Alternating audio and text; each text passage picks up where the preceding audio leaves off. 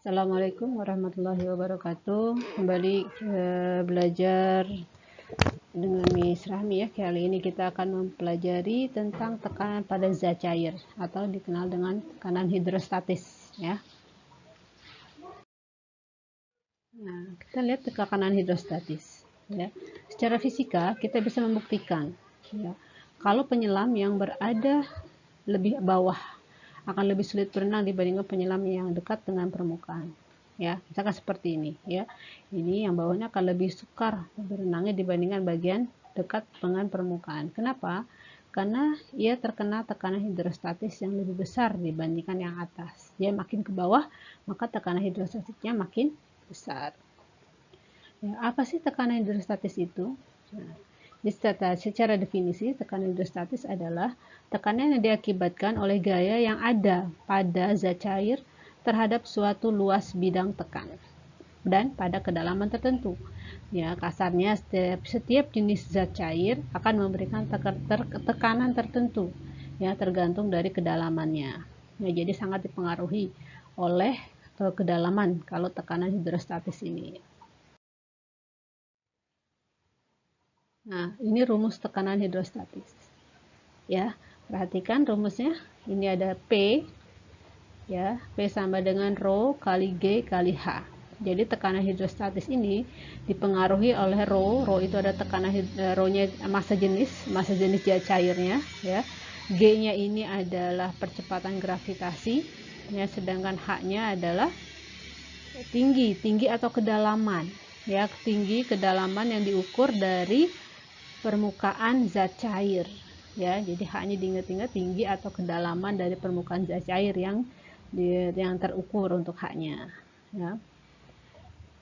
Nah, contoh lain dari tekanan hidrostatis adalah ketika kamu lari di dalam kolam renang, pasti akan terasa lebih berat dibandingkan di jogging track ya, betul ya. Ya, karena tubuh kamu mendapatkan tekanan dari air di dalam kolam renang seperti itu ya. Nah, sekarang kita coba buktikan konsep ini dengan contoh yang lain ya. Coba kalian pikirkan, kira-kira mana keran air yang kita buka akan mengucur paling jauh. Nah, ya. Nih, kalian lihat mana yang akan mengucur paling jauh. Misalkan di sini ada tangki air ya, atau ada bak ya. Kemudian kita kasih lubang 3. Yang pertama di atas paling atas tuh 30 ya, 50 cm dari permukaan, kemudian 100 cm dari permukaan, kemudian yang paling bawah ada 150 dari permukaan ya. Nah, mana menurut kalian? Ada yang bisa jawab? Ya, pasti paling bawah ya, tekanannya C paling bawah karena ya kedalaman paling besar gitu ya. Nah, ini terbukti dengan pancaran airnya ya. Jadi C ini yang paling dalam, dia pancarannya lebih jauh dibandingkan yang B dengan yang A ya. Nah, ingat ya, untuk mengecek tekanan hidrostatis, bagian jarak H diukur dari permukaan zat cair, bukan dari bagian dasar ya. Ini untuk hidrostatis ya. Nah, contoh soalnya ya. Kita lihat contoh soalnya. Ini sambil dari gambar tadi ya. Nah, dari soal ini ya. Nah, diketahuinya apa? Taruh ganti pensil, pulpen putih ya. Diketahui, kita lihat kalau ada soal seperti ini ya, tidak diketahui rho air. Nah, maka rho air besarnya berapa? Ada yang tahu? Iya, 1000 kg per meter kubik gitu ya. Kemudian G, gravitasi bumi berapa?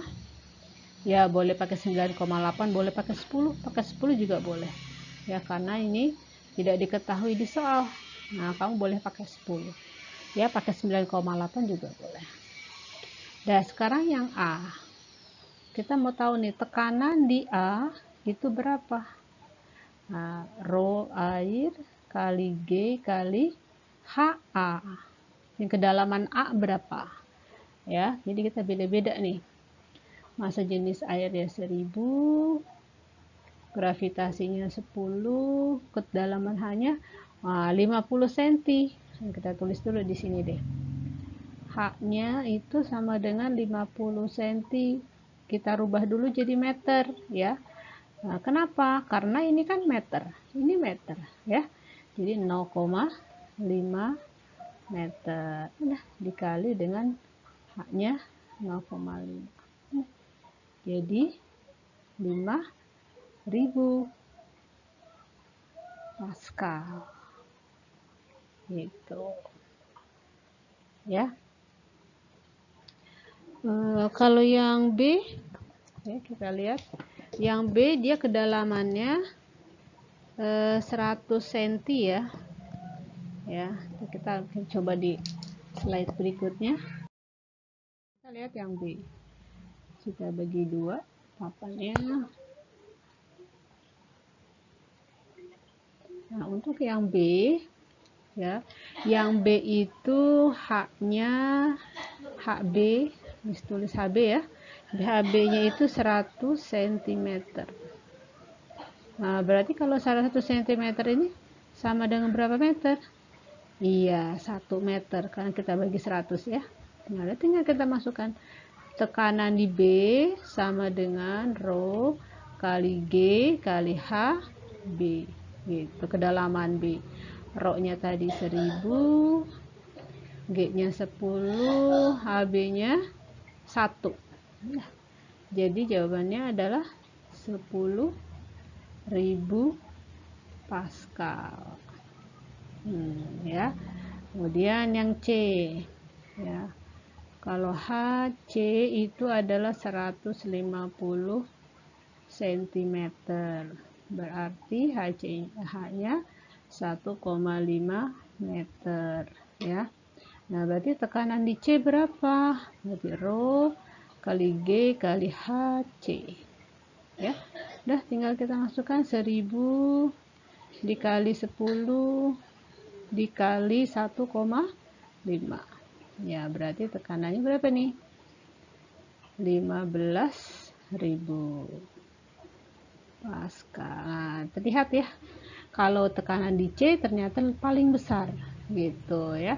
Terlihat bahwa tekanan di C lebih besar dari tekanan di B, lebih besar dari tekanan di A. Gitu cara membuktikannya seperti ini ya. Nah, penerapan tekanan hidrostatis. Ya, penerapan tekanan hidrostatis dalam kehidupan sehari-hari. Kita bisa lihat ya. Di sini pertama adalah adanya lubang kuras. Ya, pada bak mandi diletakkan paling bawah.